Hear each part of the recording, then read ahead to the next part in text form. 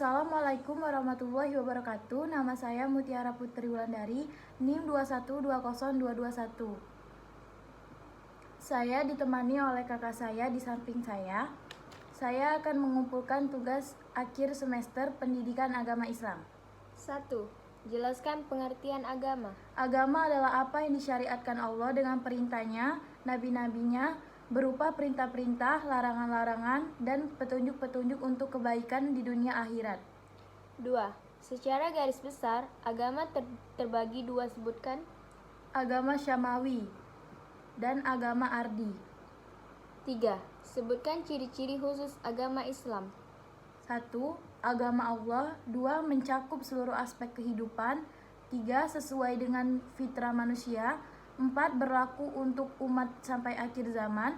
5. Menempatkan akal manusia pada tempat sebaik-baiknya. 6. Menjadi rahmat bagi alam semesta. 7. Berorientasi ke depan tanpa melupakan masa kini. 8. Menjanjikan al-jaza. 4. Secara garis besar, agama Islam itu ada 4, sebutkan. 1. Akidah. 2. Ibadah. 3. Akhlak. 4. Muamalah. 5. Mengapa kita sebagai manusia membutuhkan agama? Jelaskan. Manusia itu secara fitrah telah mengakui adanya Allah. Dengan demikian berarti setiap jiwa hakikatnya telah mengakui adanya Allah. Dengan demikian berarti setiap jiwa hakikatnya membutuhkan agama yang meliputi akidah, ibadah, akhlak, dan muamalah untuk mencapai kebahagiaan hidupnya. 6. Sebutkan prinsip-prinsip dasar agama Islam. 1. Kehormatan manusia. 2. Kesatuan umat manusia. 3. Kerjasama umat manusia. 4. Toleransi. 5. Kemerdekaan. 6. Keadilan. 7. Memenuhi janji. 8. Kasih sayang dan mencegah kerusakan. 7. Sebutkan sumber hukum Islam yang disepakati ulama. Al-Quran, As-Sunnah, Ijma, dan Qiyas. 8. Sebutkan sumber hukum yang tidak disepakati atau terjadi khilaf. 1. Istihsan. 2. Istihad. 3. Maslahah al-mursalah. 4. Ub. 5. Sajud jariah. 6. Syar'u man qoldana. 7. Kaul al-sahbi. 9. Jelaskan pengertian Al-Quran.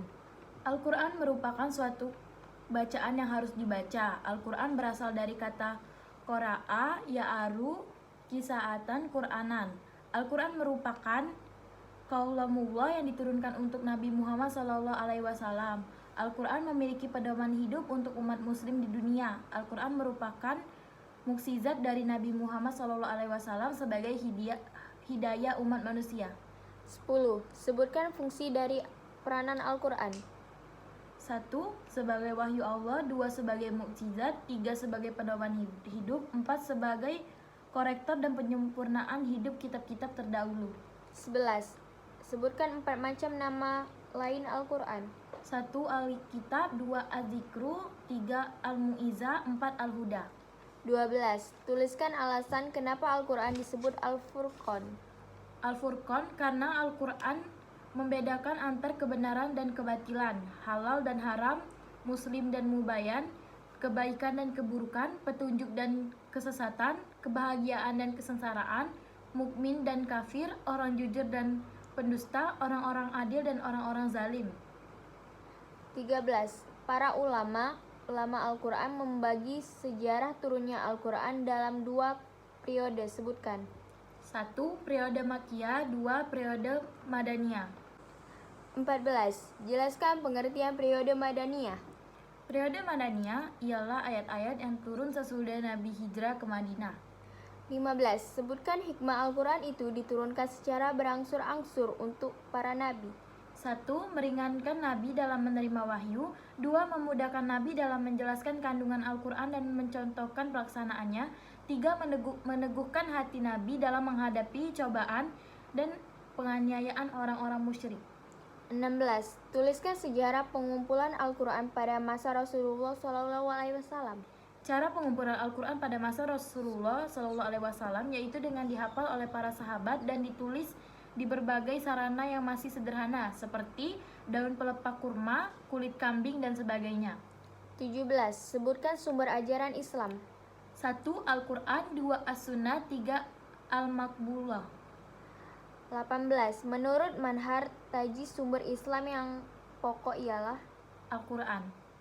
19. Sejarah pengumpulan Al-Quran terjadi pada masa 1. Masa Rasulullah SAW. 2. Abu Bakar Siddiq. 3. Utsman bin Affan. 20. Secara global, sumber hukum Islam terbagi menjadi dua, yaitu menurut sebagai besar ulama dan mandan. 1. Manhaj Tarji Muhammad. Demikian tugas saya akhiri. Wassalamualaikum warahmatullahi wabarakatuh.